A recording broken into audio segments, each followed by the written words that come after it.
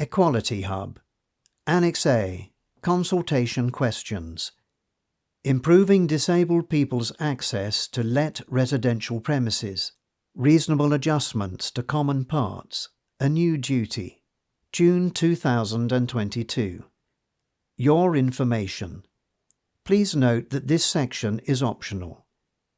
Your name or the organization's name you are answering on behalf of. Please state which of these groups do you belong to. A disabled person who lives in rented, leasehold or common hold accommodation. A disabled person who plans to live in rented, leasehold or common hold accommodation. Private landlord. Social landlord. Managing or letting agents. Local authority. Organizations representing any of the above groups. Expert in any of the topics covered. Other. Please specify. Your email address and/or phone number.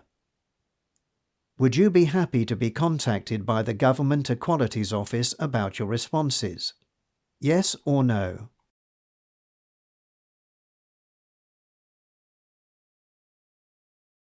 Consultation Questions.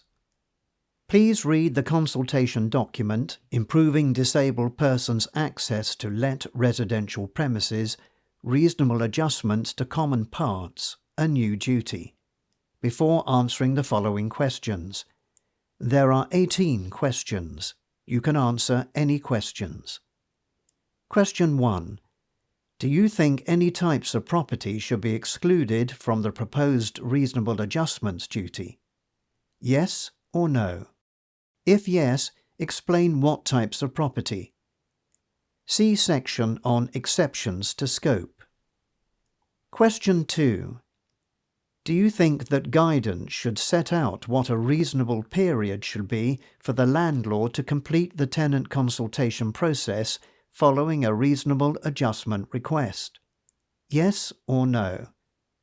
For questions 2 to 3, see section on requirement to consult. Question 3.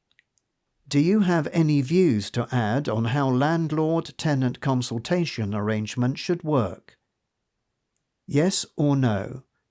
If yes, please state your views. Question 4. Do you foresee any issues for landlords in operating the new requirements along existing lease obligations? Yes or no? If yes, please describe those issues. For questions 4 to 14, see section on costing or feasibility of the work and the interaction with leasehold law. Question 5. Do you think further guidance is needed on the use of project management fees for Section 36 works? Question 6. Who should pay for the costs of adaptations to the communal parts, where this is required and reasonable? Please select from the following list: the disabled person, the landlord, all tenants. Costs should be shared between disabled person and landlord. Costs should be shared between landlord and all tenants. Difficult to say because it will depend on the particular circumstances. Question 7. Other than possible disabled facilities grant support for the disabled person requesting the work, what provisions should be made to protect leaseholders where they may all be liable for the costs of the work? Question 8. Other than possible disabled facilities grant support, what provision should be made to protect the disabled resident where other leaseholders cannot help to pay for the work? Question 9. Do you anticipate any risks with landlords being able to decide how costs should be allocated? Yes or no? If yes, how might we mitigate these? Question 10.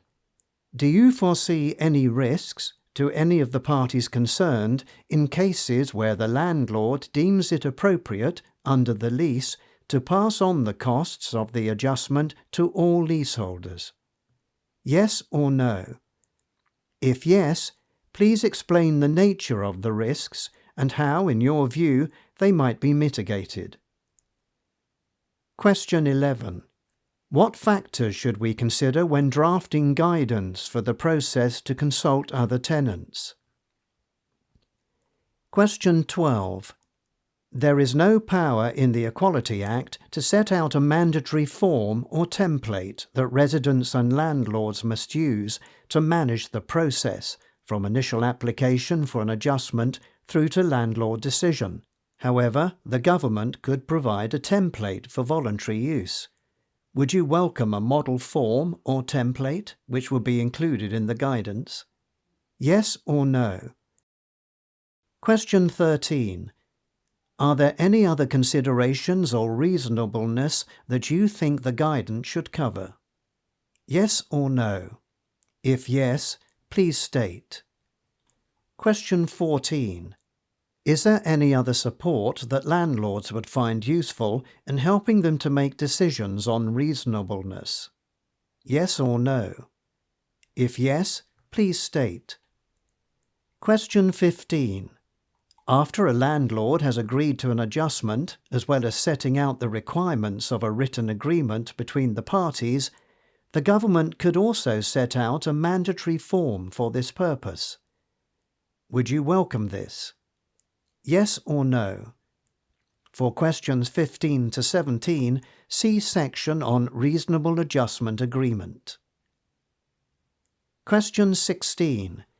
If you answered no to question 15, would you prefer us to suggest in guidance a format for use on a voluntary basis, leaving landlords and the disabled person some flexibility in how their agreement is drawn up?